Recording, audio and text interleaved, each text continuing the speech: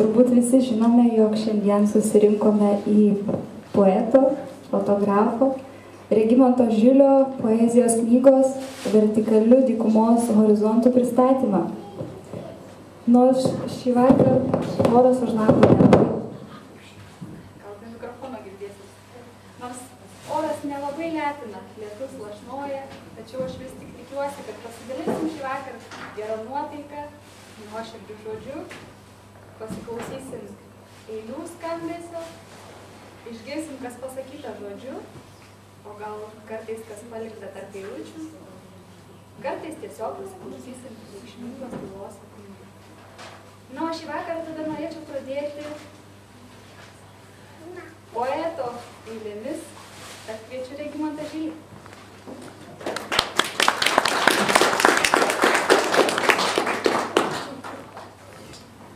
Labą vakarą visiems, ačiū, kad susirinkot. Nesu pratęs prie juos, tai pradžią bandysiu skaityti be mikrofono, jeigu nesigirdės, tada bandysiu pasitelkti techniką į pagalbą. Bet tikiuosi užkilti.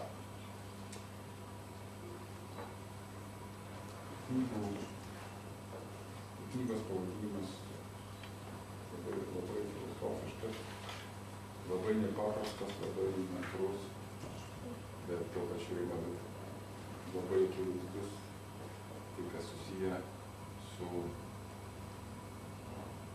dykuma, galima tai pavadinti tikrą dykumą, vidinę dykumą, ir vienatvę, horizontas ir vertikalinė. Irgi prasmės yra aiškios, tik tai, kai jos kartu apsijungia, gauna kažką tokio, ką būtų galima įvardinti kaip tai, kas yra, bet tai, kas nematoma ir neužčiuopiama, bet atrandama per tam tikras raiškas. Tai manau, kad skaitant turėtų šiek tiek paaiškėti.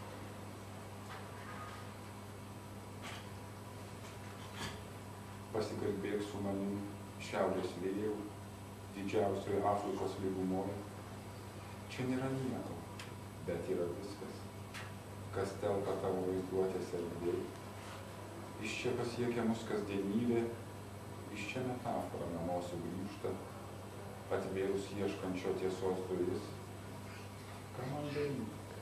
Širdies dykynei, amžinybės ir dvasios vienatvėjai prisikelk. Ar nuvirt, ar užtrokšti, siekiamybių ir virsmo ryboje. Dar turiu atogražos mintį iš erdvės, kurios net mano šešėlis nesiekia. Aš nekalbu apie laiką, o tik apie būtį, kurioje yra visas. Bet kur prasideda laikas, pasaulio būties pradžia, net ir tu nežinai. Ar ne? Tarp laivo nuolaužų, tarp italijų, paguos tada bandžiau, o veltui. Bet jis, jau seniai nebegyvas, tavo esaties išgalvotas pasaulis, su pavojęs tarsi kūdikį, aklas ir kurčias būdamas, beklausau, rauda gęsta, šviesa tirpo ir traukės, nežinojau, kad žodis kaip ženklas sušunka aidi, pakyla į tylį, kaip rožė širdį užmigdyta. Ir kas ten dalyvauja? Tai gyvenimo, viskas, be užsimiršimo, nieko, tau čia nepaskirta. Laikinumo šviesa begalybei, nakties ir dienos riba, laikas pakeičia amžių. Horizontas lieka šalia. Man tik buvo liūdna, laikų tėkmės kaitoj, jau ašaroja spalis ir vysta debesis erdvėj. Kelionė ši neturi veido, nei siekiamybių, nei ribos. Viena per horizontas, kelionė be pabaigos. Baltas, bet ne pavasaris. Ruduo, tik kelios uogos, juodas, bet labai liūdnas žodis, visai nuogas, gimęs kaip ašaras begalybės, net tu pavasaris neruduo atkailins, kelias pavasaris. Nusileido savo kažkieno, kažkam žvaigždė sužibo, žiūriu iš trobesio naktį, regiu jau paskutinį sykį. Paskutinis pavasaris. Karantinė šalimais viena, tik upė tyli vieniša, kas ją paguos, kas į kelionę begalinę išlydės, žodžiu luktų ir atvirų kaip duona. Ir kai nusigręžia nuo esaties laikai ir mintys skundžiasi dėl horizonto, poezijos pavasarį, tokie keliai, kas saulės myli, tavo akis užkliuoja. Ilgų kažko, graudų kažko dar nežinau, ir nežinau, dėl ko. Ačiū labai.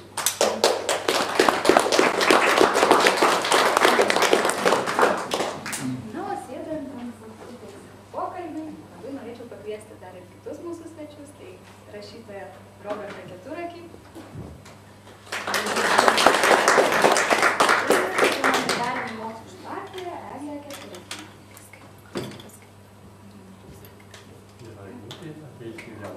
Ai, vėliau prisijungti, ne? Ačiū. Jūs irgi pas mūsų didžiausiausia.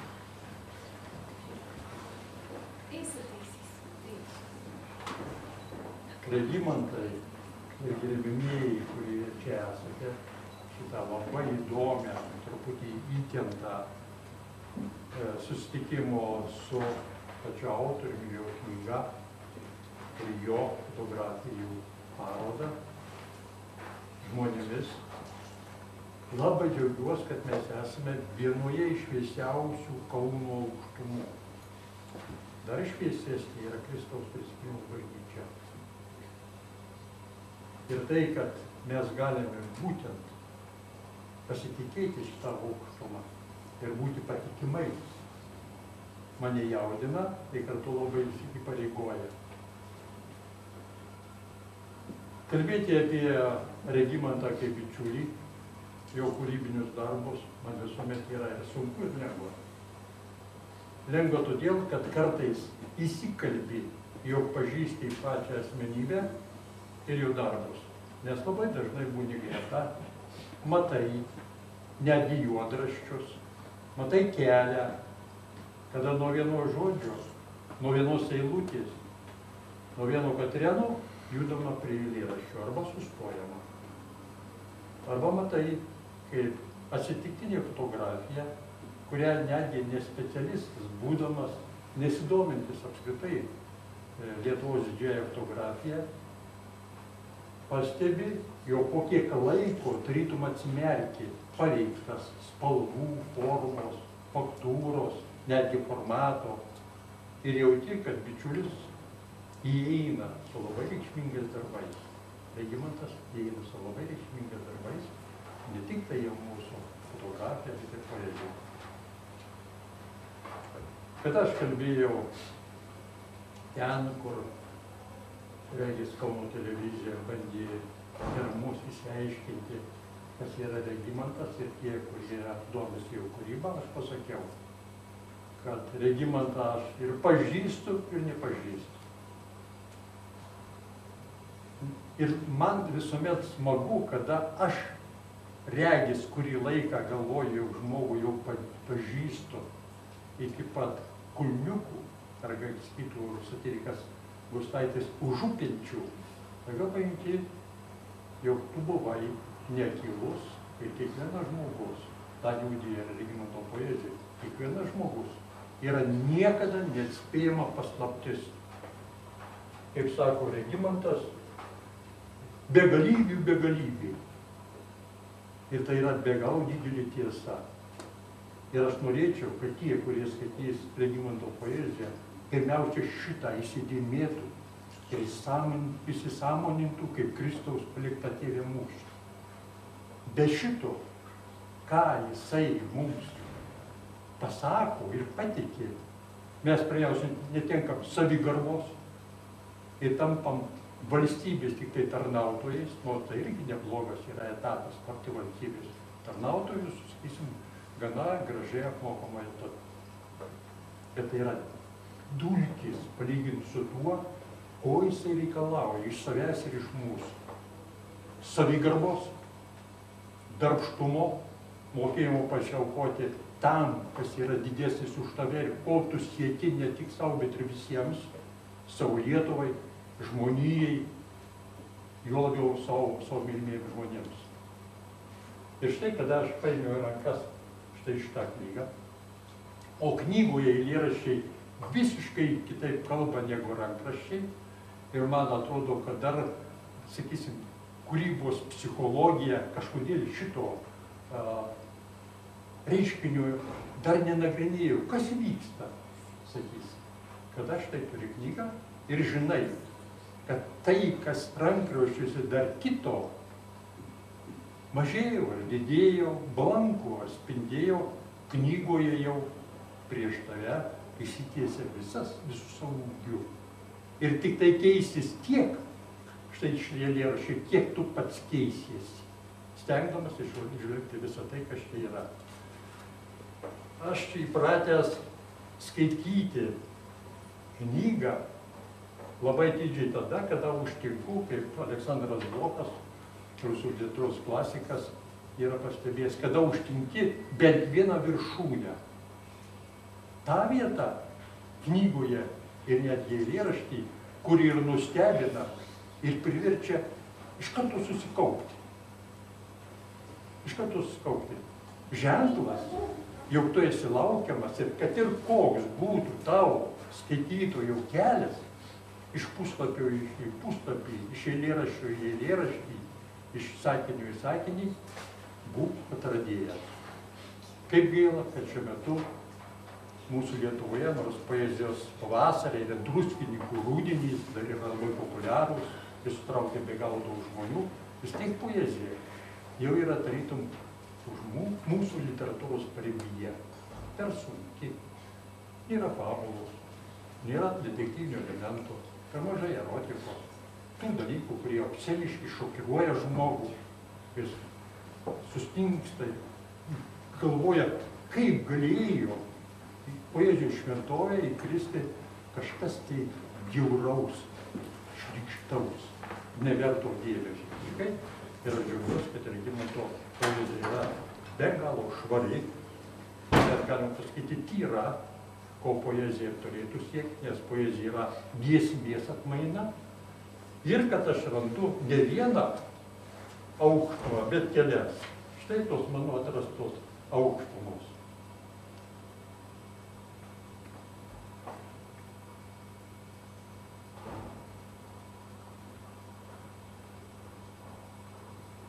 Neskubėk, nes laiko jau nebėra. Apstopsti, formalioji logika iš karto kalba. Man, tarytum ramindama. Mes pratę sakyti. Skubėk, nes laiko jau nėra. Ir skubame, galvodami, kad mes vis dėlto be tylos, be stabtelėjimo, be ramybės, apskritai nepasieksim tai, kas yra svarbiausia. Kai tuo tarpu pasirodo, jau mes turime savyje begalinį pasaulį, dar kartą kartojusiu, begalybės, begalinį,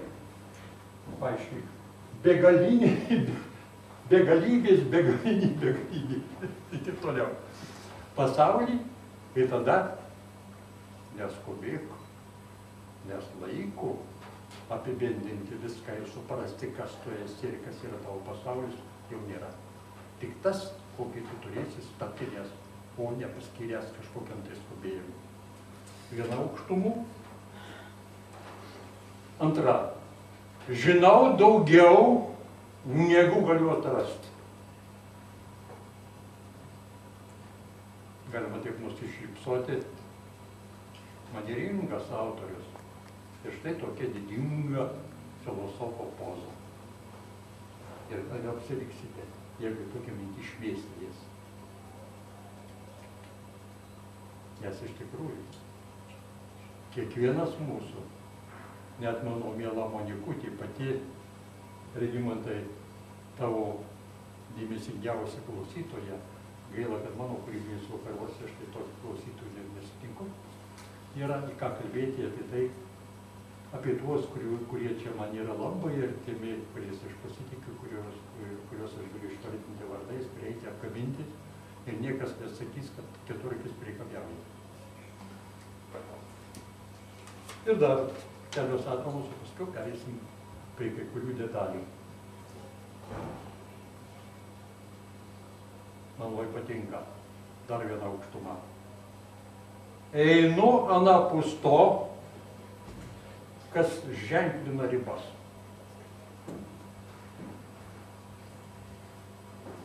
Lengva būtų pasakyti, tai yra maištininko mintis, maištininko įstikinimas, maištininko pastangos. Nepakliūti į jokius ribojimus. Dieve mano, kada pasižiūrė, nėra nieko, kas mūsų ribotų.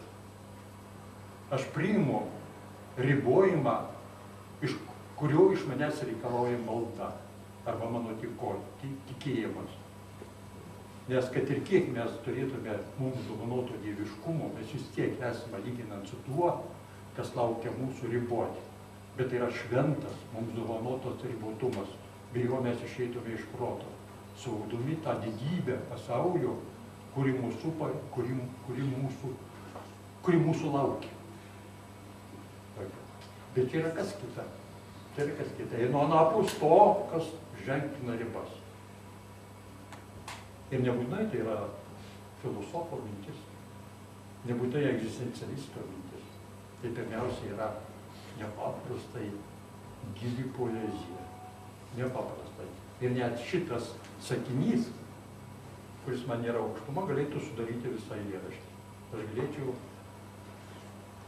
užkopęs, jei leistų pajėgos ir mano išmintis, ir mano jausena, ir šitą aukštumą jums kalbėti iki ryto. Ir dar. Knygos 73 puslapis. Man reikia tiek daug, kad galėčiau tylėti. O turiu tiek mažai ir todėl jį kalbu. Prieš tai sakiau, jeigu mes skaitome tai, kas mums įdomu, arba stengiamės visom pajėgom, kad mums būtų įdomu, prieš šitą knygą skaitydami, pasistengime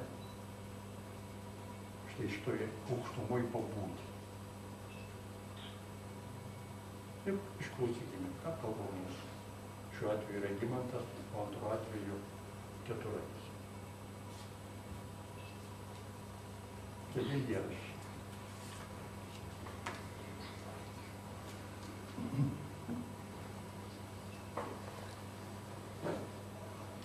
Kaip įdomu. Regimantas, kaip poetas, labai mėgsta, tą aš pajutau jau fotografijoje jo, kelios labai svarbios eilėraščiui arba kitam meno kūriniui detalės, kaip atkreipiančios dėmesį žmogaus, kuris stabteli arba suklūsta, nes mes visuomet norime, kad greta meno kūrinio būtų tai, kas tarytum kodas mums turi būti. Tarytum kažkoks slaptažodis. Įmename jį, kažkoks raktas. Įmame jis, jo ir atsiveria visą tai, ko mes laukiame arba mus nustebina. Tai čia irgi yra detalės, bet greta tų detalių einame į tokią gelmę, arba tam tikras filosofinės ar poetinės, sakysime, erdvės, kad yra apstulpsti ir aš netikiu netgi kartais, kad mano bičiulis toks poetiškas ir išmintingas, o jis toks ir yra pasirodo. Drungnas plakimas širdies, aplink verkia beržai, girgžda vėtrungė, tyliai leidžiasi miegantis lapas, dulksna nuspalvintas vėjo peizažas. Ko tu blaškais? Liūdesio saulė tau ranką išties. Kur tu beeisi ir ką beregėsi? Esatis visuomet lyg palyda lydės, užsimiršimas vienai ar kitai bus šalia. Kur keliauji vidinio pasaulio erdvėm ir ugnies tau čia per mažai, per seklus tau asfalto vanduo ir žvaigždės lempų per žemus. O rasa tik kartą primins voratinklių šerkšnas, vasarių žemė, suskilia dangus, prisiminimo saulės. Tu esi įvardint ir būti, ir netgi nedrįsti mylėti, ne saulę, ne dangų, ir netgi ne jį, ir ne ją, kuriuos įsilygęs labiausiai. Tu kelias iš nieko. Horizontas čia pat. Tai šventas studija einančio kūdikio saulė. Stabtelėsim prie Regimanto mėgstamo, aš noriu sakyti, tikrinio daiktavardžio horizontas. Jo poezija tai tikrinis daiktavardis. Jeigu mane nesapniau tikrovėje, arabų dykumoje, nebūtų parbaloškęs toks stiprus vėjo gūsis,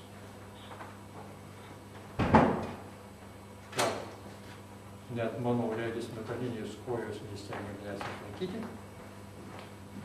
aš būčiau pasakęs, kokia graži, koks gražus vertikalus horizontas, kaip dar viena poetinė metafora. Bet iš tikrųjų, kada mane parbloškė, aš pamačiau, kad horizontas gali būti vertikalus. Kaip lakūnas, jūs stebėjot kartais, arba filmus, kaip lakūnas verčiasi su savo patikimu lėktuvu ir horizontas taip pat vietoj horizontalus tampa vertikalus. Nors jo prietaise rodo, kad horizontas vis tiek lieka horizontalus. Taigi, Regimantas kaip paslaptį šiek tiek nuslėpė, aiškindama šitos knygos pavadinimą.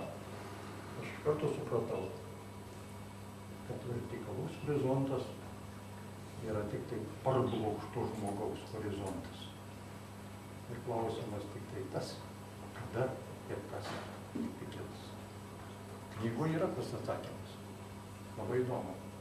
Tai štai aš suminėjau keletą egzistencinių tokių ruožų šitoj knygoj. Ir man tampa dabar net jums kalbant, kas kart įdomiau. Kas dar čia yra užslėpta, kas turi būti poezijoje, net toj. Sakysim, kad aš perskaičiau pirmosius Juozo Grušo eilėraščius, jis kūrybą pradėjo eilėraščiais. Ir niekaip tai pagalvojau, kad tai yra Grušo eilėraštis. Sutikau tave prie vartų, mano miela darata, suplinksėjo šilis iš karto, ta ir ta. Dainuškėlė regis. Bet tai buvo parašyta 20 amžiaus pradžioj. Poezijos raiška mūsų buvo dar netokia subtili, kurią jau turėjo Jonas Aisis arba Antanas Miškinis arba dar kiti mūsų didieji. Jeigu Regimantas netgi prie tokios raiškos stabteltų, aš vis tiek suklūsčiau, žinodamas, kad jisai provokuoja mane ir už to teksto ta yra ne tik ritmas ir kažkoks tai širdies sujaudintos plakimas skaudus, bet yra dar kažkokios užuominos. Ir kada jūs skaitysite, aš labai jūsų prašau, susikaupkite tai, kad net atsimintumėte ir sapnuotumėte mane kalbantį apie tokią poeziją. tada jau bus daugiau. Dar keletas eilėraščių. Ilgesys. Atrodo man, kad jau ruduo, kad žydi paskutinės gėlės. Skaičiau jau? Ar viską skaičiau? Kad jau dulksna atėjus ir saulė šypsena šalta, ištirpęs vėjas. Dangaus gelmė žara, o lapos nerimo liepsna paskendus, sueižės naktinis kliautas, mintis atėjus sodais, o eilinos klydinė ąsočiai. Tik aš norėčiau dar tavęs paklausti, kol kužda vėjas, kur lapai čeža žavesio liepsna, kol sklinda jų trapus ir nenuilsęs juokas, ar tu matai, kaip keičia tavo veidą laikas, kaip ilgesys ateina nelauktai. Nuostabus eilėraštis. Jei turėčiau Noreikos balsą, aš jums jį sudainuočiau. Dar vienas eilėraštis, 35 puslapis.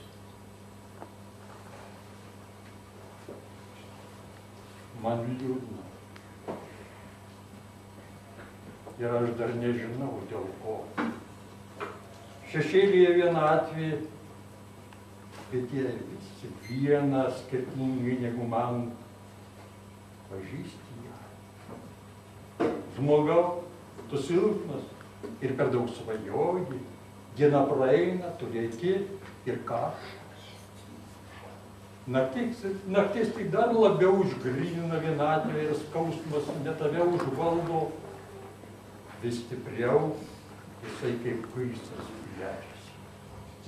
Ir tu nebežinai, kur jausmas, kur mintis, kur žodis išlieka, tik vaizduotliška pasiklydimo prigimtis. Man liūdna, kad iš kelio grįžtų niekas. Net ir šviesa atsispindėjusi.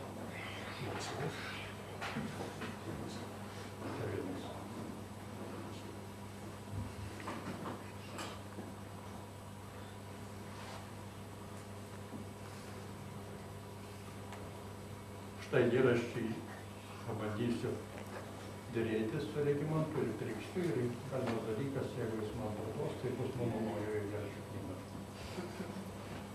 Kartais toks sandėris pavyksta. Ir mano knygos yra kai kurių autorių, iš kai kurių autorių nupirktų eilėraščių.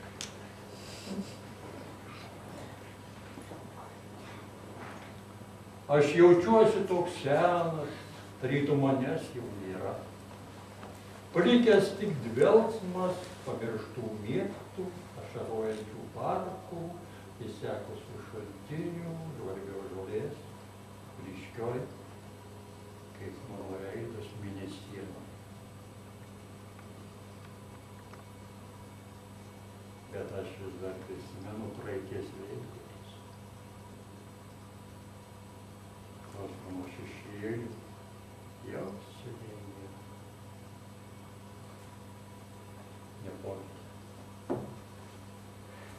Nes taip gražu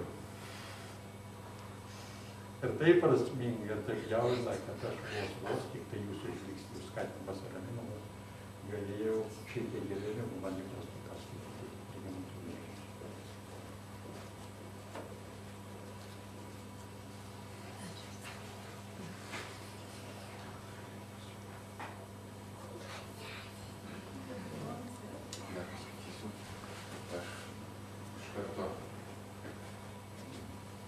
Skaitau savo eilėraščius savo pačiam, kaip vieną skaitau, suprantu, kaip juos yra sunku skaityti. Ir kai dabar skaitė Robertas, aš taip maždaug suprantu, kad reiktų kartais plėšti kaip Noreika, parodyti ir paskui daryti tokį paprastą kalbėjimą, kad pasakyti tai, kas čia yra sudėta. Ir kartais pats skaitai ir supranti, kad kliūni kiekvienoje eilutėje ir atsimuši iš ritmo.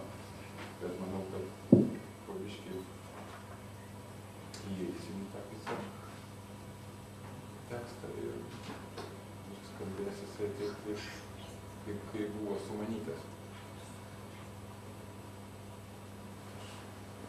Skaitau iš eilės, nuo pradžių, neišrinku, nes yra vis tiek toks vidinis knygos užmanymas, kad yra pradžia, vidurys ir paskutiniam puslapyje baigėsi išvada kaip vertinamų klausimų.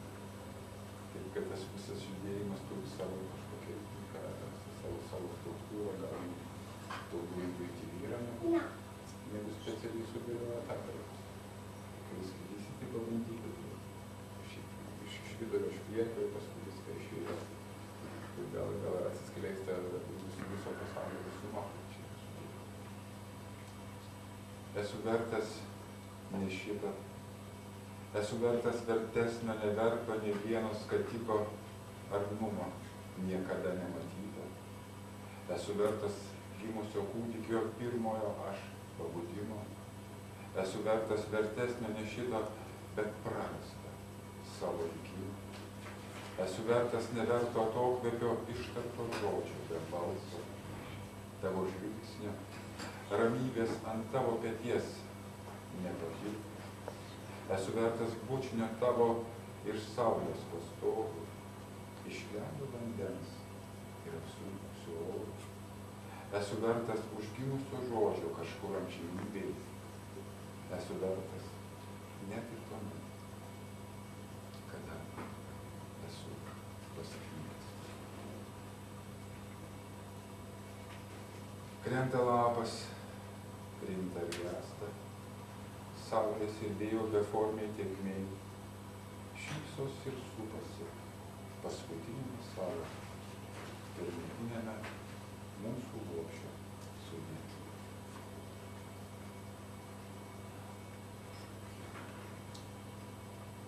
Su kiekviena pėda horizontas, saulė tekanti amžinybės tėkmė, viena išsilgusi šešėlių glamonės, vieniša akis nakties molų stikle, kodėl tu slepies ir vėl esi pilnatie, gal nori kažką prisiminti, palydėti, o gal nori tiesiog užsimiršti ir nuklysti, taip toli, kur net irklų nepažins horizontą. Ateis pavasaris iš vaiko juoko, šypsosis paukštis vieštas debesy, giedras skardens pro ašaras ir būsim begalybės pilnaty.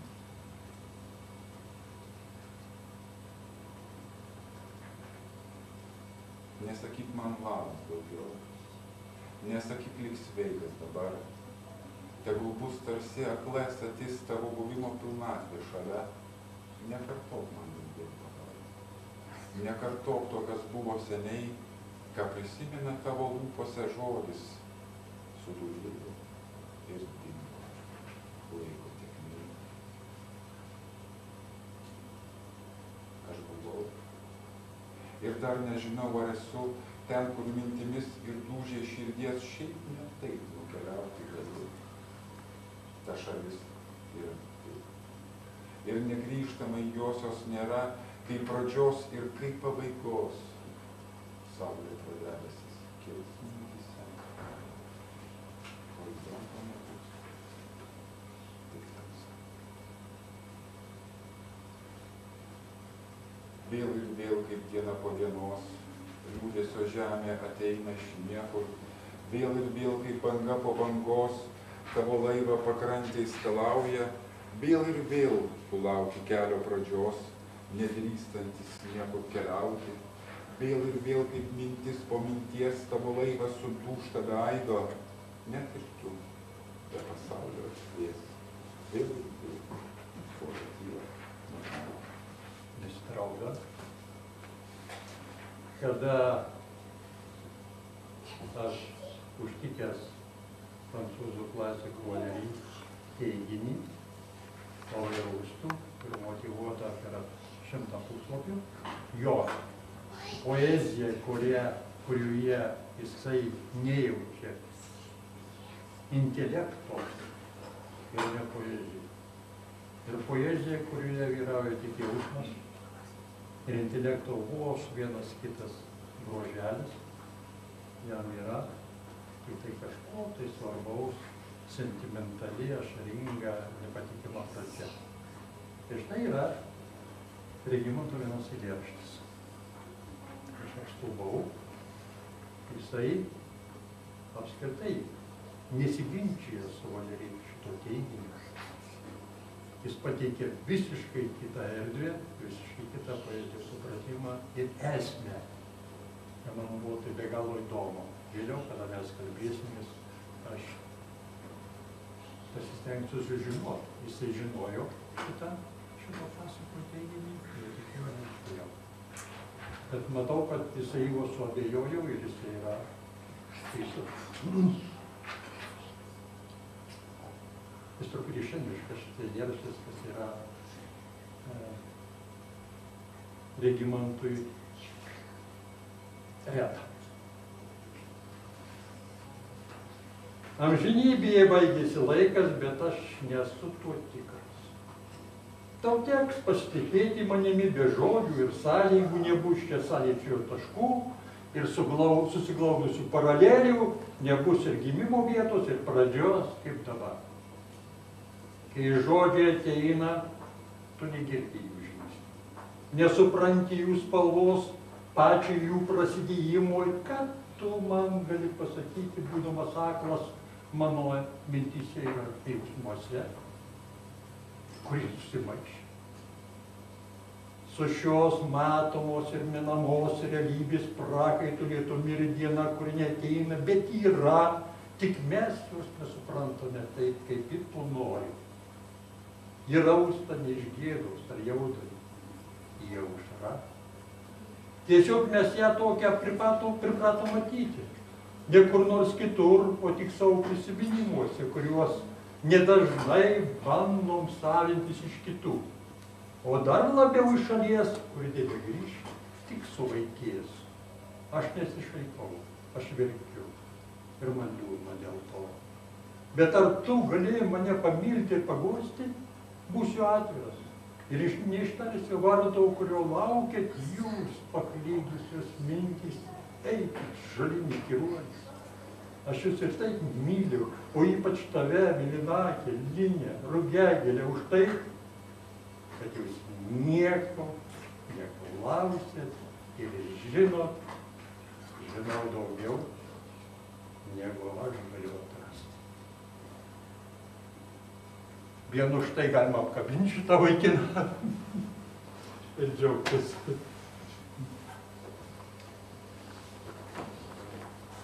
Dar patęsiu šiek tiek ir paskui pakeisim šiek tiek eigą visą šitą vakarą.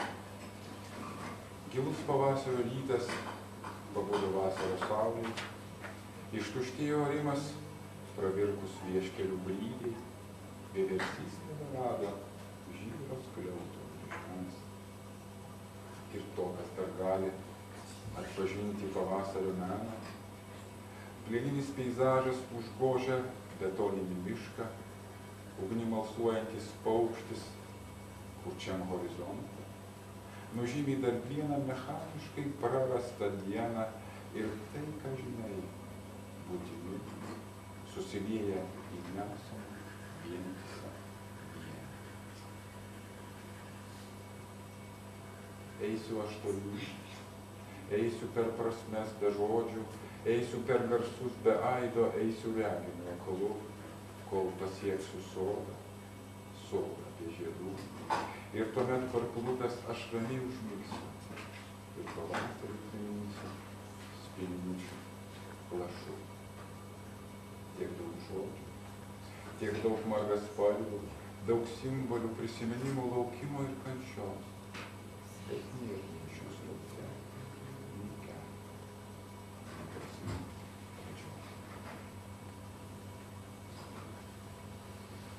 Pakartosiu jums eilėraštį. Drungnas plakimas širdies, aplink verkia beržai, girgžda vėtrungė, tyliai leidžiasi miegantis lapas, tūksna nuspalvintas vėjo peizažas. Kokie miškais? Liūdėsio saulė tau ranką išties, kur tu beeisi ir ką beregėsi, esatis visuomet lyg palydę tylės, užsimiršimas vienaip ar kitaip šalia bus. Kur keliauji? Vidinio pasaulio erdvėm, ir ugnies tau čia per mažai, per seklus tavo asfalto vanduo ir žvaigždės lemia per žemus. O rasa tik kartą primins.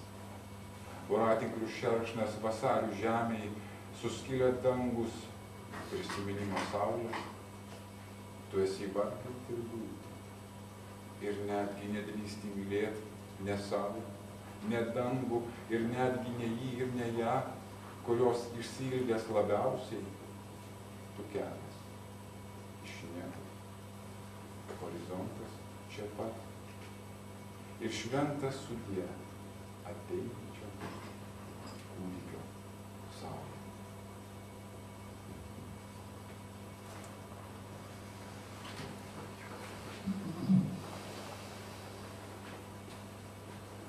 Dar viena pastabėlė, mano intarpas, kol aš jums nenusibodau, bet taip pat Regimanto poezija, su Regimanto poezija susijusi. Atidžiai skaitantis pastebės, kad Regimantas nė karto savo eilėraščiuose nepaliečia nuostabaus būdvardžio gražus. Ir aš niekada dabar nesakysiu, nors ir įpratęs sakyti, kad štai gražus eilėraštis. Jam būties viršūnė žmogaus ir nežmogaus yra negrožis. Ir jauti, kad jisai puikiai žino, jo grožis yra laikinas. Užuomina, kad jis nepaviršiuje. Nes kada žvelgi į žmogų po 10 metų, po 20, po 100 metų žvelgi. Ir tie, kurie šitos paslapties nežino, jie taip pat vartoja. Buvo gražus, tapo negražus. Taip galvoti yra labai skaudi nuodėmė. Galima pajusti, kad tas žmogus, kuris taip galvoja, taip jaučia ir taip mato, yra ribotas žmogus. Skaudžiai ribotas žmogus. Ir žvelgiant dabar Regimanto nuotraukų parodą, jau labiau štai jaunojo poezijos rinkinį. Man štai šitą nuostatą, kas vis dėlto yra grožis, aš taip pat sutinku su juo, kad yra mūsų būties viršūnė, kurią galime dievinti, stebėtis, adoruoti, iškelti kaip vienintelį nuostabiausią kiekvienos asmenybės bruožą, yra laikinas ir tuštokas. Grožis lyg visiškai kitur. Ir man dabar belieka dar įspėti, ką Regimanto tas poezijos gyventojas man pasakys, kur vis dėlto grožis lyg. Aš nujaučiu, ką jis pasakys, labai linkėčiau kaip poezijos gėlius.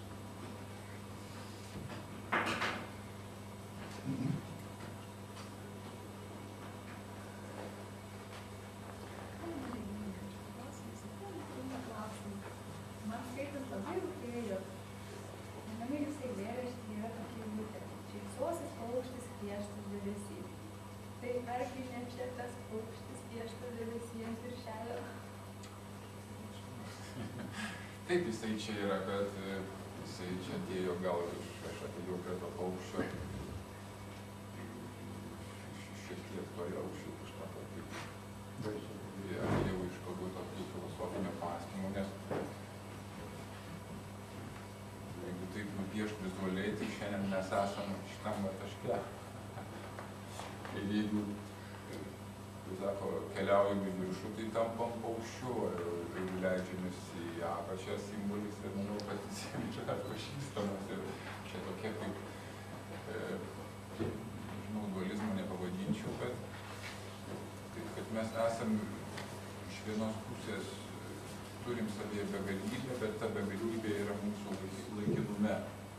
Ir kai mes iškeliaujame, mūsų dvasia kyla viršų, o kūnas sugrįžta į žemę, iš kurios tikiuosi mes ir esame atsiradę.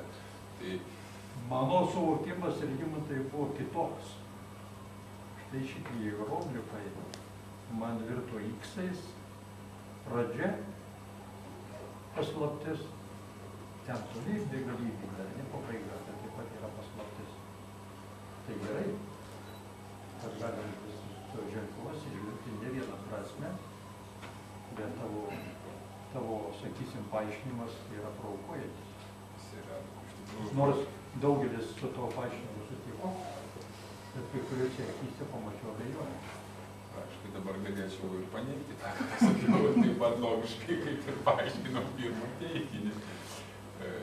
Šiaip norėčiau praplėsti toliau, šiaip tai yra kaip čia susiję kaip su pačio simbolio migracija, jeigu taip galima būtų pasakyti, nes jeigu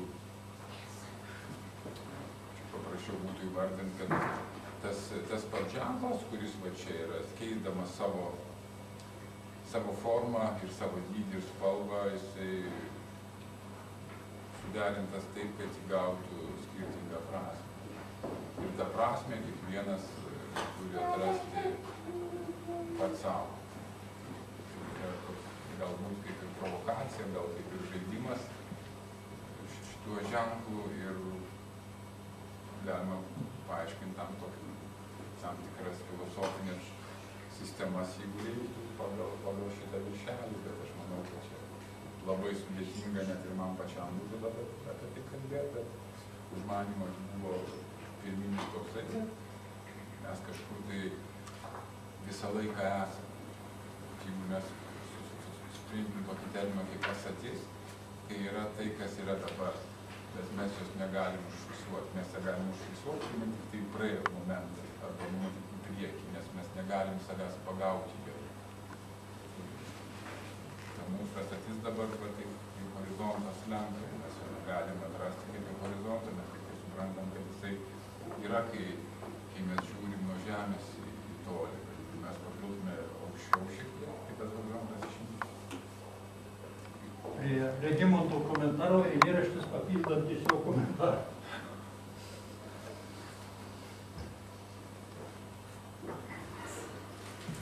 Aš rašau, bet iš tikrųjų kalbu. Kalbu ne savo. Ir dar kalbu, nes nežinau, dėl ko darau. Ir tai, ką aš darau, yra ne jums, ne man. Aš nežinau, iš kur ateina visą tai. Ko aš neišgaliu atverti. Ir kas skaitai dabar, tu savo, ką atrandi, aš nežinau. Girdžiu begalybės erdves ir nieko, rankas jaučiu kiekvieną rytą, kiekvieną akimirką išeinu ten, kur nežinau dėl ko. Ir ką? Paklausti nemoku. Atsakymas. Atsiprašau. Prašau. Regimantai, aš tavo knygą pirmiausia išklausiau iš tavęs. Pradėjau skaityti nuo viršelio. Aš čia ir panašiai. Tu atėjai į mano sąmonę, į širdį, tada, kai buvo tau 19. Aš čia matau kažką kitą. Aš matau kryžius, bet jie sudaužyti, jie ant žemės. Tie kryžiai ne tie, kuriuos garbina ir kuriems lenkėsi. Tie kryžiai buvo ant žemės veikiantis. Nes tavo vaiko pirmi žingsniai buvo žemė, ant žemės. Ir ten buvo kryžiai. Bet žemės trauka netokia didelė. Žmogaus širdies ir proto jėga turbūt didesnė. Ir štai šitie ženklai pakilę ir kyla jie. Ir kyla ir virto jau ne kryžiais, jie skrenda. Nei kryžiai, nei kančia, nei nuviltas tikėjimas ir meilė nelieka ant žemės, jie skrenda, jie tapo paukščiais. Ir aš čia žiūrėjau truputį kitaip, negu gerbiam Roberto horizonto supratimas. Vertikaliu dykumos horizontu. Pasiėmus tą knygelę, žiūrėjau prie lango, iš 10 aukšto ir prisiminiau, kaip eini žemę, kai gyveni pirmam aukšte, kas tavo horizontas? Kaimyno langai, medžio, geriausiu atveju viršūnė. Ir juos nunyranti saulė, neparodžiusi nei savo gražumo, nei nieko. Kada tu esi aukštai, o kada pakyli va šitai, kada Regimanto dvasinės jėgos jį tiek pakėlė aukštai. Štai va, kur horizontas ir kur horizontas. Ir štai kokia didelė ta vertikalė horizontų. Jinai kitokius horizontus brėžia ir pažymi. Aš taip supratau šitai. Regimantai, apie tai, kaip tu rašai. Gerbiamas poetas jau pasakė viską. Jau sušnekėjo taip, kad ne kiekvienas supras ir ne visada supras. Tu mane stulbinai daug kartų, stebinai, net gąsdinai. Mane irgi gąsdinasi. Ir žinot, aš taip, tiesiog prisipažinsiu, kada tu atsiradai mano gyvenime, aš manau, kad taip pagalvoju, viešpatie, dabar jau tu visam gyvenimui, man. Pirmiausia, tavo rašinys apie Žemaitę, apie Žemaitės moteris. Pilnas mokyklinis sąsiuvinys prirašytas, beveik gal be pusės puslapio. Jame 3 sakiniai. Ir gal kokie 5 kableliai. Taško nėra. Taškų tai 3, sakykime. Ir mintis, ir išmąstymai tokie, kad aš nuo 30 su viršų metų kalbėjusi apie Žemaitę, apie tai, ką įrašė, nutilau. O jis buvo tik tai 19. Gal aš dabar gal grįžti. Pasakykit, prašom, tai jūs kartus su juo pas mane atėjote? Aš vieną kartą buvau pas. Kad jis buvo toli. Ir šitiek va. Ir buvo tokie gilūs pamąstymai apie Žemaitės moteris. Kada, taip jau išduodant, neišduodant, kada jis man buvo pristatytas kaip vidutinių gabumų, aš tiesiog supykau už tai ir ant to. Tai buvo tokie gabumai ir toks gilus žmogus, kad man tik lysti po lovą ir slėptis. Ir aš netapau jo mokytoja, aš jau tik tai kablelius dėliojau. Aš padėjau šiek tiek, nežinau, tai mačiau ar ne, bet turbūt tie, kada tu stoja į Vytauto universitetą, kiek buvo protingi žmonės, jeigu ten ir trūko kablelių. O gal netrūko? Kablelių dėja netrūksta, bet taškų dažnai. Taškų dažnai. Bet kai jų per daug, tiesa, ne, visokių reikia. Taip. Reikia ir tokio sakinio, reikia ir 6 puslapių sakinio reikia. Va toks. Išsigandau, kada tu įstojai. Viešpatie, kaip Regimantą įtalpinti 45 minutės. Aš bijojau, kad jis, kada panorėjęs išeis, kada panorėjęs neateis.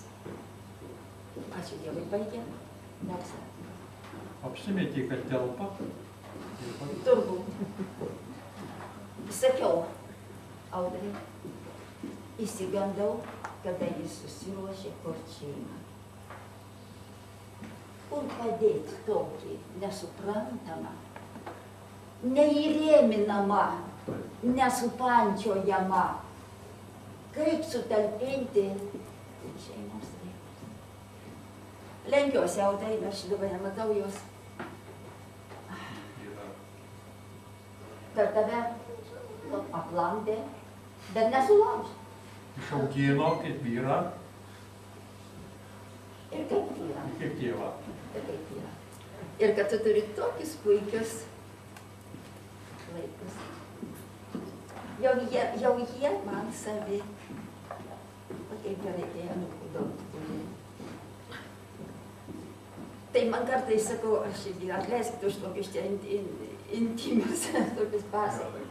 Aš kartais nebežinau, gal jis mano koks nors jaunystės vaikas. Ar tik vėl mano širties, mano jausmų sūnus. Ačiū, Regimantai, kad tu esi tam, kad būtum toks, koks esi. Ir būk toks, koks esi. Aš tu pats nežinai. Ir niekas nežino, koks tu, kai tu esi vienas. Ir tada raudok. Tai irgi reikalinga. Ir per daug priežasčių turi tam.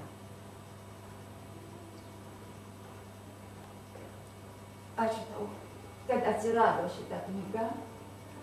Nu ir duok viešpatie, jeigu gali, kad galėtum praeiti tą savo, bet gal ir sudėtingą dūšiai, širdžiai, šalia tavęs esantiems, tave mylintiems, kas labai. Ačiū Jums. Noriu savo klausimų sugrąžinti prie poezijos meno. Čia būtų klausimas abiems ir autoriui ir šiam poetui vedėjai gali atsakyti. Tai kokia čia būtų dominuojanti eilėdaros forma šiame renginyje? Tai yra pati pagrindinė raiškos forma, būtent ritmas. Ritmas. Nors atidesnis skaitytojas jau išklausęs ir žinantis poeziją, nustebęs atras nemažai tokių slaptingų vidinių vadinamų sąskambių, rimų vidinių.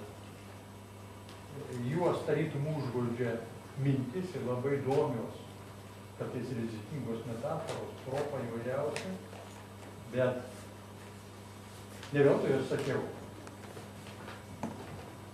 ritmas toks tikslus, kad jeigu turėčiau muzikinę klausą, tikrai aš jums dainuočiau, kokios eilėraščius. Tai yra pagrindinis poezijos matmuo, ritmas. O sąskambiai negali būti, gali nebūti, nors klasikiniai eilėraščio raiškai reikalauja dar grįžtesnių, sakysim, formų dėsnių. Regimantas žinojo, jeigu norėtų jis rašyti, yra klasikinė eilėraščio forma su sąskambiais kryžminiais ar gretutiniais ar dar komplikuotesniais, bet pirmiausia būtent muzika, eilėraščio vaidmenį. Ir net negalima būtų pasakyti, kad tai yra ritminė proza, nes proza tiek, sakysime, raiškos priemonių nepaskėstia tokių subtilių priemonių. Ir yra daug, nepasakyčiau paprastesnė, bet daug santūresnė yra proza, nes jai nereikia taip skvertis giliai į žmogaus paslaptį, žmogaus vidų, žmogaus gyvenimą.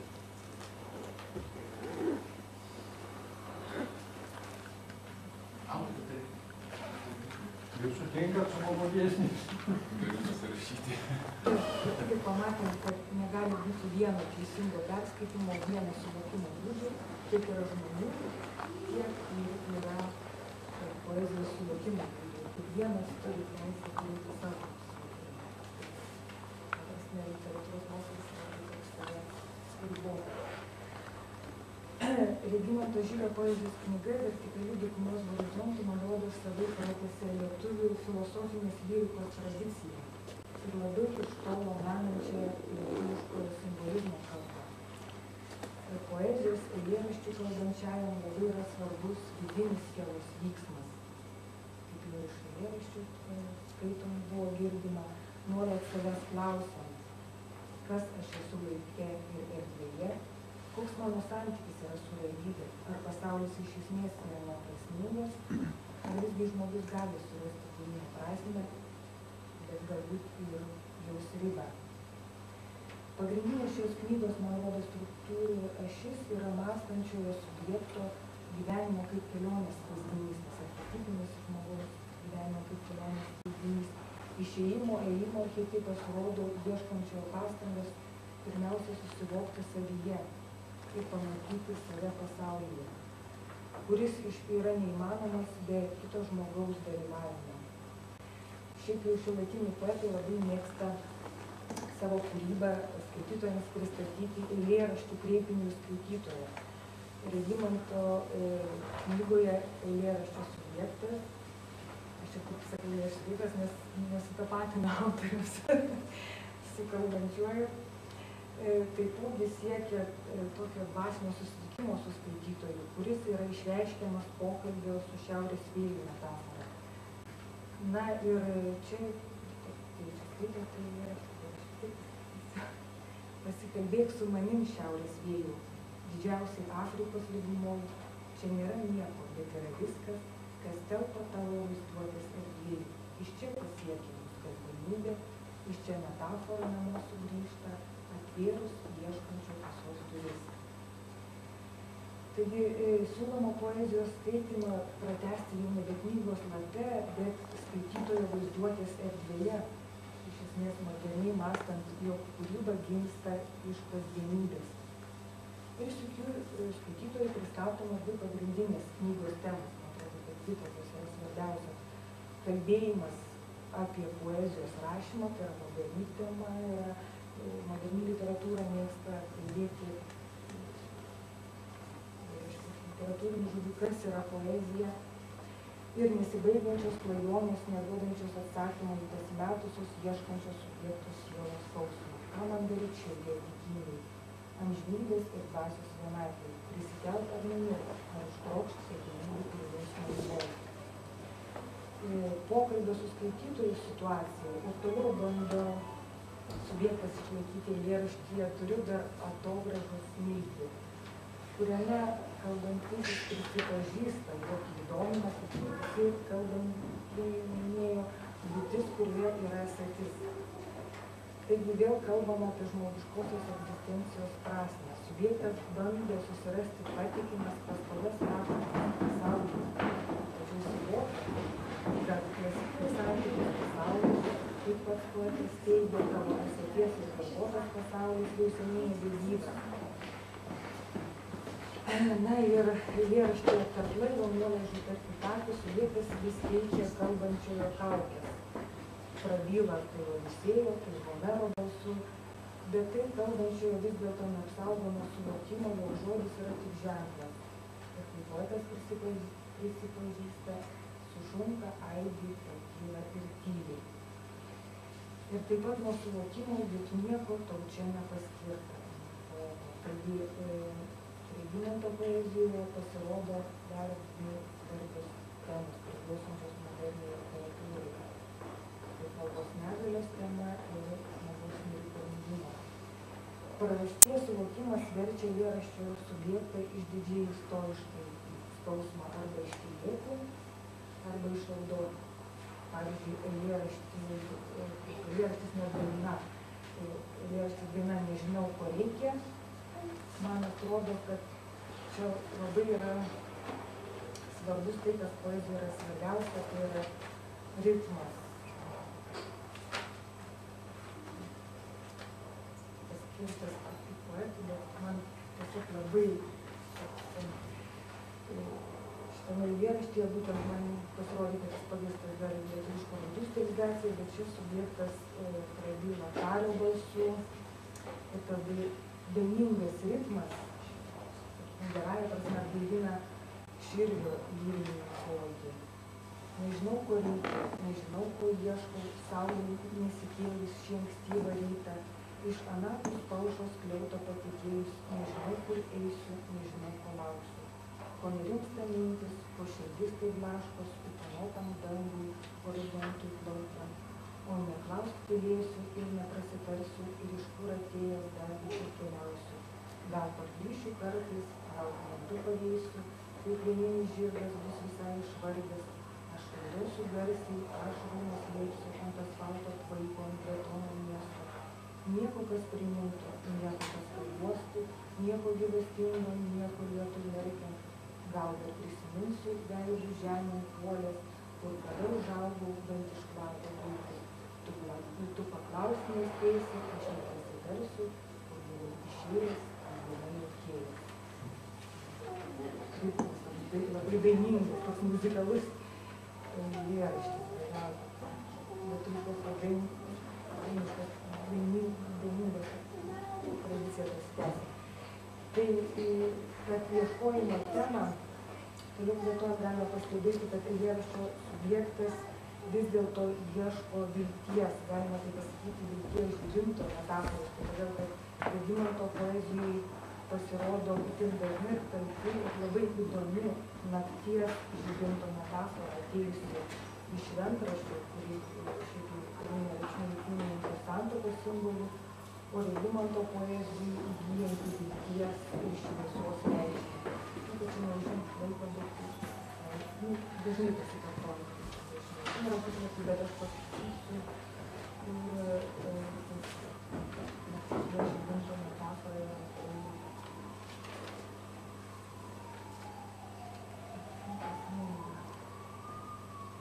dar nemėgi ir vaikas dar nevėlyvas, kad uždegtų naktinį žibintą kažkas, tam, kuris eina į priekį netaręs, gyvybės, veidą ir aš. Na ir ta nakties žibinto metafora, tada kalbėjau apie poetinės viršūnės, Regimanto poezijos yra, man atrodo, eilėraštyje, į kokį matavimą vežė šešėlis.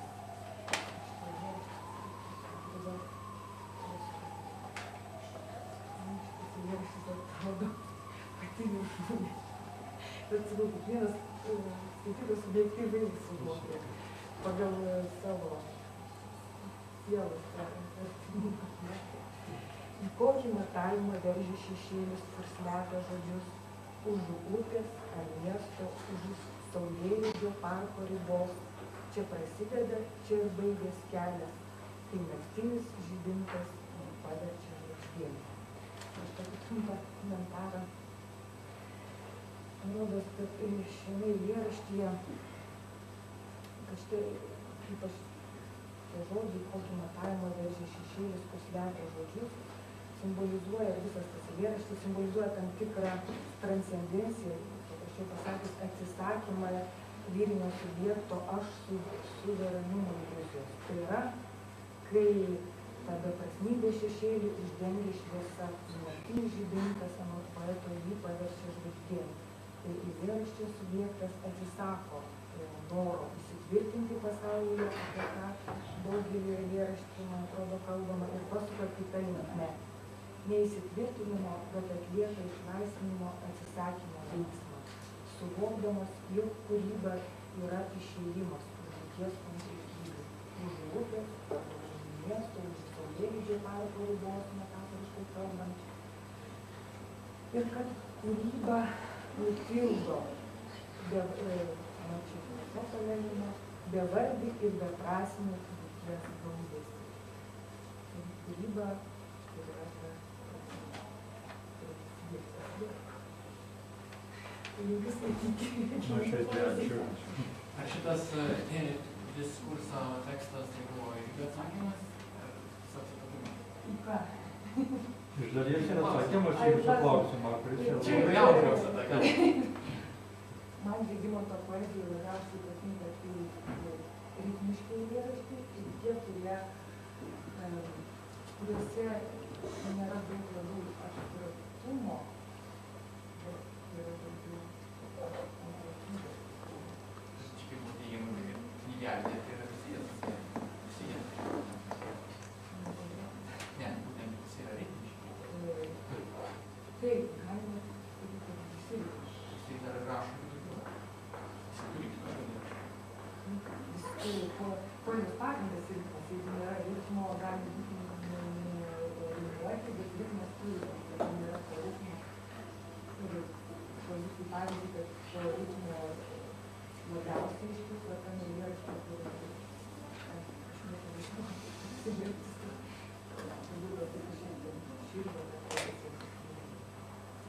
Gal kas turėtų dar klausimų? Gal prieš paklausai, ar dar visai sakykim. Šiandien jisai kaip niekada kalbus ir atviras Regimantas, todėl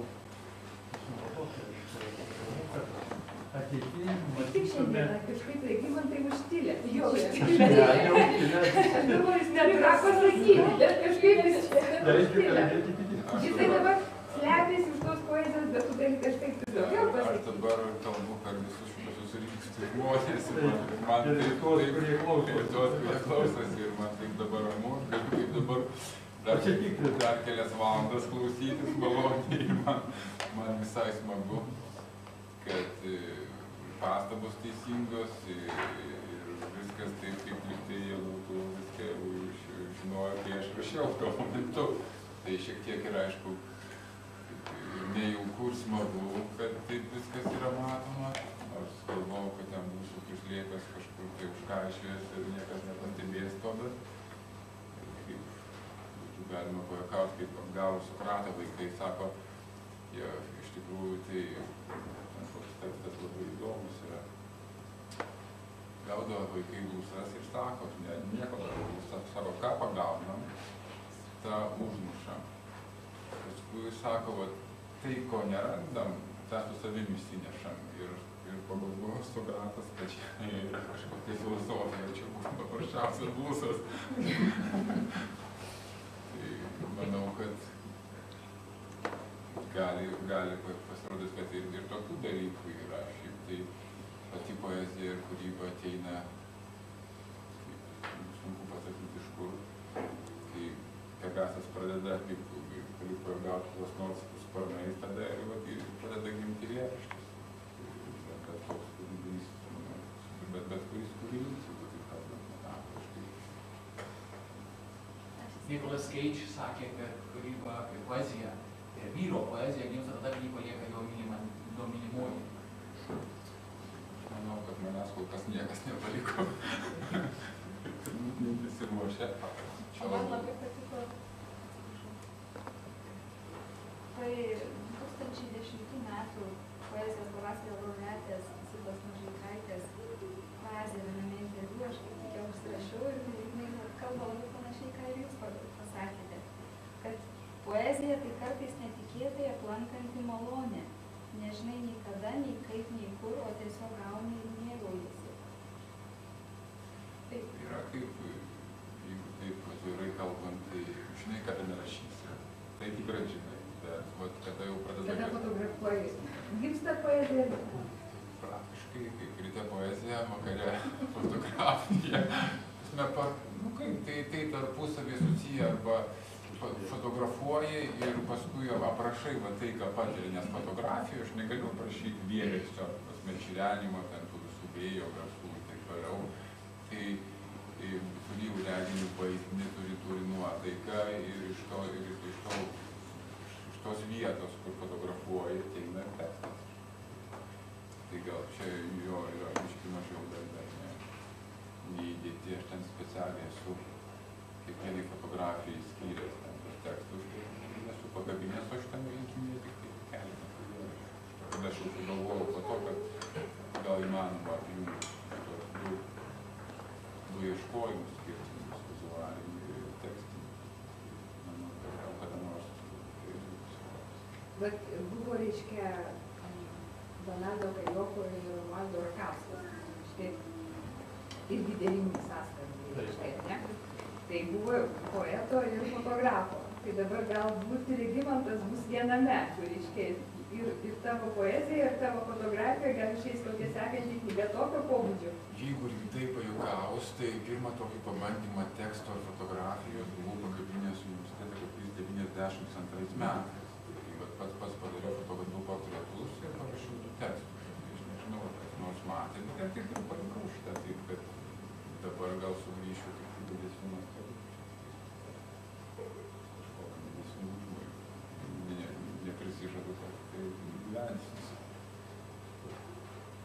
tas derinys, jisai papildo, aš manau, kad tekstas ir vaizdą, ir dar reiktų įjungti ir mūsų tekstas. Bet kol kas, kiek suprantu, esu kurčias. Bet ritmas yra. Čia mokėjimas mušti koją ritmingai. Koks tas galima taip priimti, kaip ir už tikrą pinigą. Taip.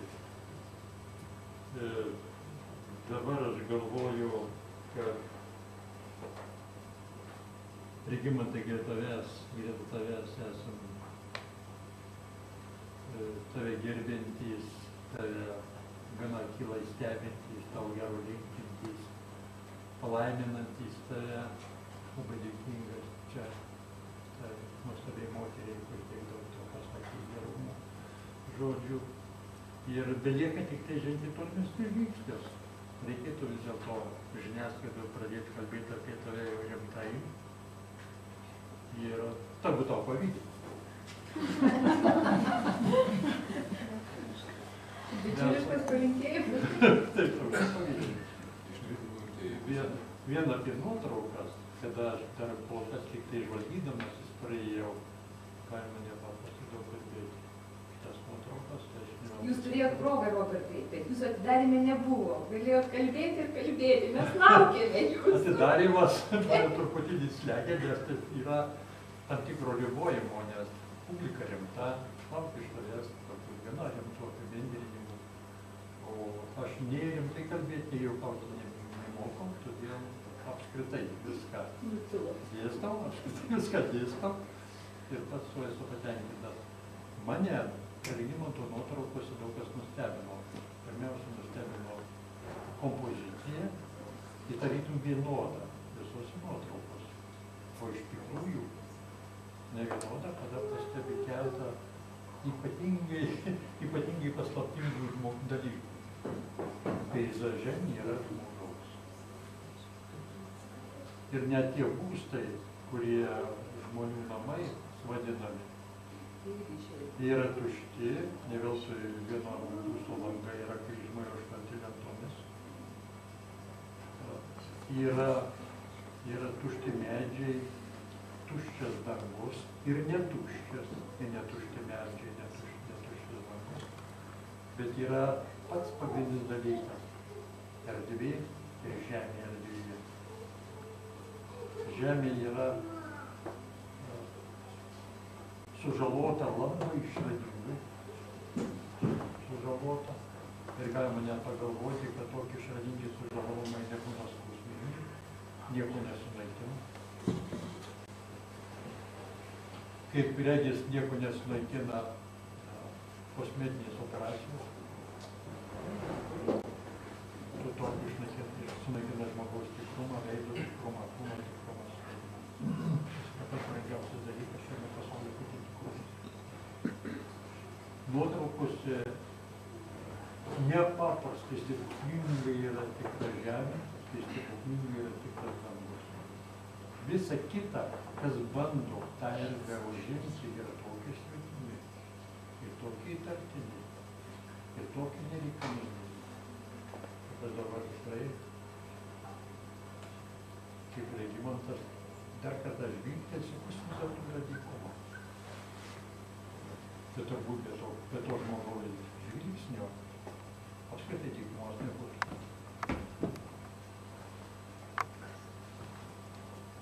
Tada aš apie tavo nuotraukas pabandysiu rašyti, tai nebus kritikos straipsnis, tai bus toks laisvas, esė, panašiai kaip dabar aš vis kalbu. Ir ten aš norėčiau truputį perzinti. Perzinti. Tai nebus kažkoks piktdžiugavimas arba vydas, prieš tai tu įsiveržė mūsų klasikinę Lietuvos fotografiją, labai reikšmingas darbais ir jokie, sakysim, aukštieji pradant Sutkum Vainėm Jakausko Matėjausko jau nedrįs pasakyti, kad čia yra pirmoko mokykliniai fotografijos bendrinėliai. Jeigu tai pasakytų, tai galima tada daryti išvadą, kad jie jau ištuštėjo per savo didybę ir savo aukštumą. Tas pavojus visuomet kylantis į aukštumas yra. Ir žvilgsnis į žemę ir dangų, man atrodo, ten jau ne žmogaus. Aš nemokėčiau įvardyti, kieno tas yra žvilgsnis. Ir nepilnas gailesčio ar nuostabos žvilgsnis. Tiesiog žvilgsnis to, kuris buvo visą tai sukūręs ir dabar stebisi, nežinodamas, ar tą visą, tas visas žmogaus, visos žmogaus pastangos keisti pirmą vaizdą yra priimtinos ar ne. Yra sunaikinti dangų žemę ir per paladą palaukti ir žiūrėti, kaip toliau viskas klostysis. Nes man kartais regisi, kad kita visa peizažai stebimi iš labai aukštai, iš kosmoso. Tai truputį kraupu, žiūrėti tas nuotraukas, toks baugulys apima, kartais taip baugu, tada pagalvoja apie Dievą.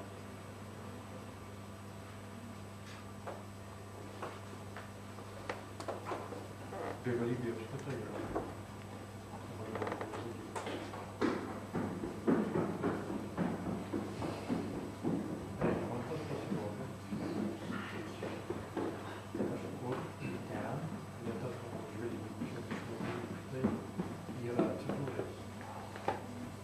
Čia, kada mes kalbėjom, kada mes bijom, tai čia ir yra, kurio šaknis. Bet tai yra nuostabu, tai yra tikras menas, tikra kūryba. Ir tas pokalbis su mūsų apie savo kūrybą regimą, tai man labai patinka susirinkti žmonės.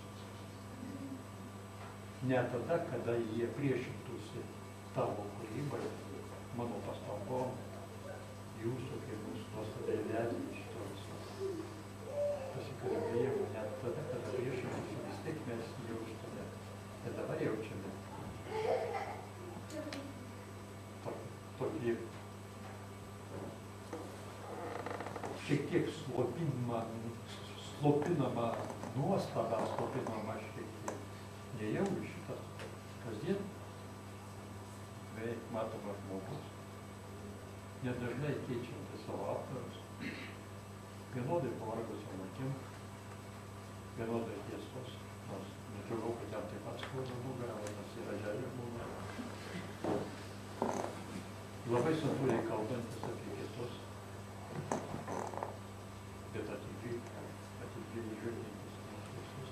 Ir yra šitų knygų, tų nuotraukų, šitų minčių, kuris labai noriai bendrai mums padovanoja. Ir štai visu tuo, ką aš dar bandžiau dirbti, man gyvenimas yra labai įdomus. Ir žmonės yra labai įdomus. Ir Kaunas yra begaliniai įdomus, nors ganėtinai apleistas, ne mūsų apleistas, bet tų, kuriems mes patikime didelis lėšas. O jie tas lėšas skiria apmokėti buvusiam merui, kuris šoka padarinėje šitoj akmenyje, arba inovacijos. Ir kada reikia Regimantui surasti lėšų, knygai. Kaip aš žavėjausi šitą mano biblioteką. Ir dabar žavėjausi.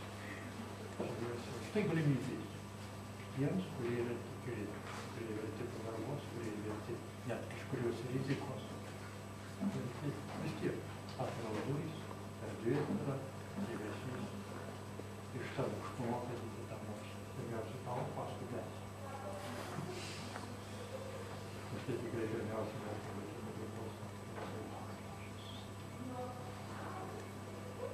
jaučiu, kad mes truputį prislygėme, todėl tokias kooperatyvus, net mano kolegės mielos to Raselį Vėrutį. Aš tai norėjau dar Regimantą paklausti, ar jūs esate viešęs kokias savo eilėraštyje?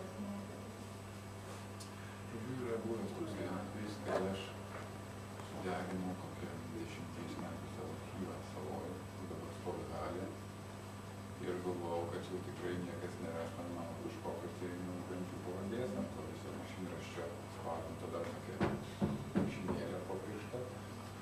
Ir ateina mano kursiokas, ten eidavau išgerti alaus po paskaitų, kaip menininkai, sako, tu kam čia padarėjai, sako, Salojus sudeginti, sako, tavo vardas pavardė, dar keletą posmų yra išlikę.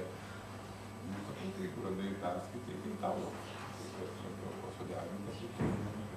Kodėl tu padarė? Nežinau. Tuo metu buvau toks žmogus, kuris gyvena nepriklausomoje Lietuvoje, bet dar vis tebeturi tarybinį pasą ir niekur nėra prisiregistravęs. Tai tokia būsena lygtai esi ir lygtai nesi. Tai čia iš administracinės pusės ir lygtai turi kur gyvena, ir lygtai neturi kur gyvena. Tai gyvenau ten tuo metu, buvau prispaudas karininkų Romovai, ten 4. aukšte, ir lygtai studija, ir lygtai nuodė. Ir lygtai tu čia esi, ir lygtai tavęs iš tikrųjų nėra. Tai tuo laiku kažkoks tai man buvo tiesa. Reikia viską, kad kuo mažiau turėti, kad lengviau būtų keliauti kažkur tolyn. Ir tada aš važiavau metams laiko į Londoną. Palikęs pas mane tokį tapytoją savo likusios fotografiją. Viską be atveju. Galvoju, kad aš ten išvažiavau fotografijos tikslais. Išvažiavau paprasčiausia, kad užsidirbti duoną iš jų ir kad galėčiau grįžęs baigti savo mokslą. Tas toks laikotarpis buvo labai sudėtingas ir pasakius, aš gailiuosi, kad Litekspo neliko, bet paskui paaiškėjo, kad buvau dar palikęs dalį pas Robertą. Dar kažkur tai jie taip paaiškė, kaip sakė, kažkur tai kaip palitaus yra vyksta. Ir kažkada tai gal išėjus ir ten taip buvo visai buvo parašyta, taip iš šios dienos pozicijos pasižiūrėjęs, tai praktiškai nieko nekeičiu, neturėčiau ką padaryti. Jis, kai jaunas žmogus perskaitė teiginį vieno klasiko rankraščiai, netgi pabandė eksperimentą padaryti. Pasirodo, dega. Išvirkite. Dega, nyksta, dingsta ir prašampa net ir tie, kuriuos nori tai išsaugo ir visodą būna. Net pačių tokių įdomiausių dingo rankraščiai ir po kokių kelių metų aš pasimenu vieną žurnalą ir skaitau. Autoriaus nėra. Skaitau, taip, tarp kitko, ir man taip kažkaip tai... Kažką primena. Kažką primena. Antras iki dar skaitau, trečią ir taip tokiu šaltų prakaitų per nugarą perbėga. Paaiškėja, kad man. Ir mane pristato kaip tokį, kaip čia pasakyti, pokario rezistencijos poetą, maždaug ten, maždaug toj manierai. Buvusi pogrindininką. Ir ta kažkokia tai tematika, tokio pokario tinkanti, tai sako, galėčiau apsimesti, kad buvau, bet iški per jaunas esu. Tai va, tokių man tarpijų pasitaikė. Bet net nežinau, kaip jie dingo, kaip jie atsidūrė tam tikroje redakcijoje ir kas buvo atspausdinti ir dar komentarų. Pasakyti, kad galėtumėt rašyti eilėraštį pagal užsakymą? Galėčiau, bet žodžiu nepriimčiau jokių sąlygų. Tai turbūt, reikia eilėraštį prašom, bet... Nors viena kažkokia sąlyga. Eilėraštis yra sąlyga. Nežinau, nesu bandęs, manau, kad gal padaryčiau visai tai, ko žmogui reikia. Raselis improvizuot moka, kaip ir aš. Ir aš, Kaip ir aš. Improvizuot galiu, bet kaip, galima. Turiu tokių eilėraščių, kurie tokie yra humoristiniai, satyriniai, tokie pasišaipimai, bet vienetiniai, bet tokie, galima važiuoti tą visą rinkiką sistemą ir rašyti. norite išprovokuoti, kad mes apie šitą publiką improvizaciją čia pat. Dviese. Nesunkiai. Improvizacija labai padeda nuskubėti. Ar rašyti? Nesunkiai. Yra dėsninga. Nenuvarkite. Jeigu dar norite klausti, Regimantas manęs neklauskite, aš neatsitikėsiu. Nes todėl, kad klausimai bus man įdomus, man labai įdomus, bet aš jau nesugebėsiu sakyti. Siedamos visą tai su Regimantu, tik su savimi pradėsiu siųsti. Kadangi mūsų bibliotekos darbo laikas kiek riboja, Taip. net jeigu dar kas turėtų kokį klausimėlį, tada mes prašysim Trumpai. Regimanto. Aš labai šitas.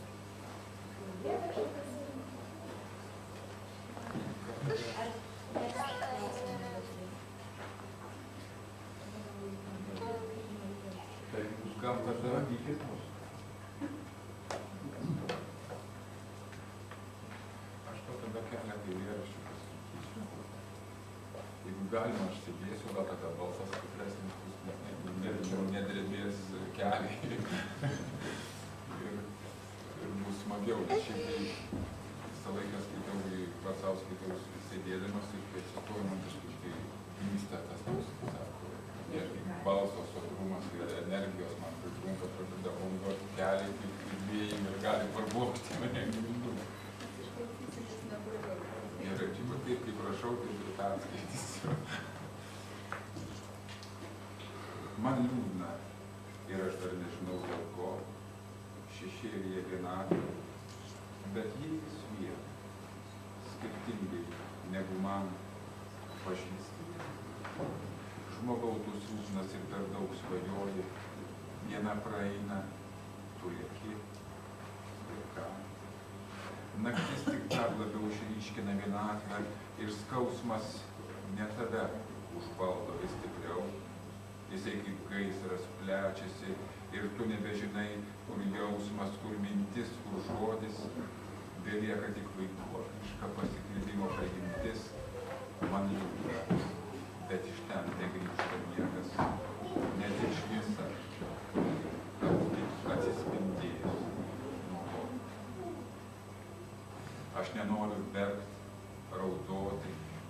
Aš noriu, kad sielvartas mano kažkur pasidėtų kaip daiktas, kaip materijos sluoksnis, kaip kažkas, kas artima žodžio virsmo kelionė į daiktą. Tiesa nežinau. Ir dargi daugiau galiu pasakyti, kad nieko nebuvo ir būti negalėjo ir taškas. Bet jis jau yra. Ir prasmė. Ir kiekvieno šešėlis jame, gal ir šviesa, kurioje tu atrasi praeito prarasto kelio vienatvę. Neskubėk, nes laiko jau.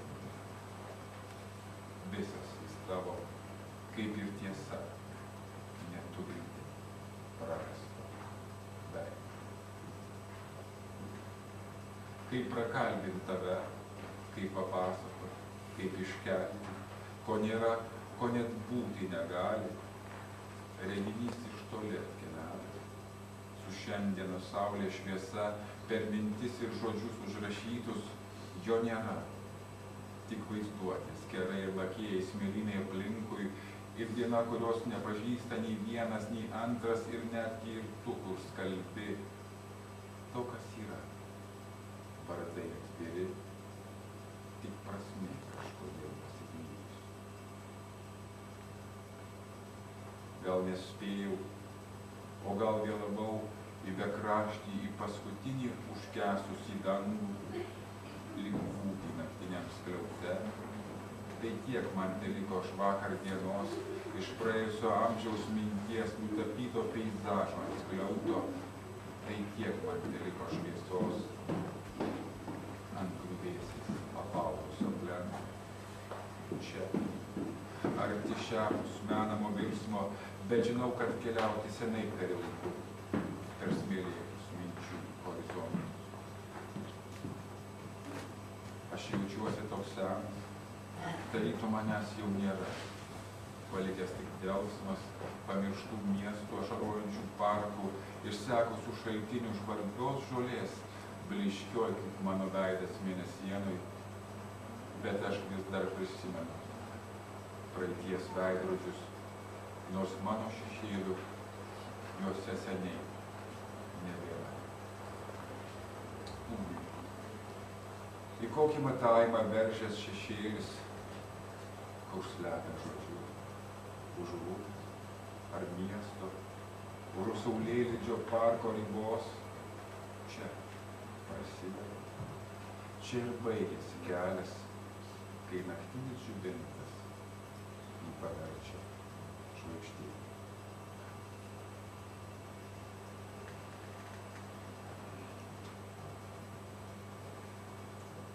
Aš nežinau, ką be tavęs darysiu, kai tu pasieksi amžinybės kelią, bus liūdna ir tamsu, kaip ir dabar, kai laukiu ko, vien tu žinai, viena. Amžinybė baigėsi laikas, bet aš nesu tuo tikras. Tau teks pasitikėti manimi be žodžių ir sąlygų. Nebus čia sąlyčio taškų susiglaudusių paralelių, nebus ir gimimo vietos ir pradžios kaip dabar. Kai žodžiai ateina, tu negirdi jų žingsnių, nesupranti jų spalvos pačio jų prasidėjimo. Ir ką tu man gali pasakyti, būdamas antras? Mano mintyse, jausmuose, kurie susimaišė su šio matomos ir nematomos realybės prakaitu, lietumi ir diena, kuri neateina, bet yra. Tik mes jos nesuprantame taip, kaip ji to nori, yra auskas, neiškydos ar jaudulio, ji aušra. Tiesiog mes ją tokią priprato matyti, ne kur nors kitur.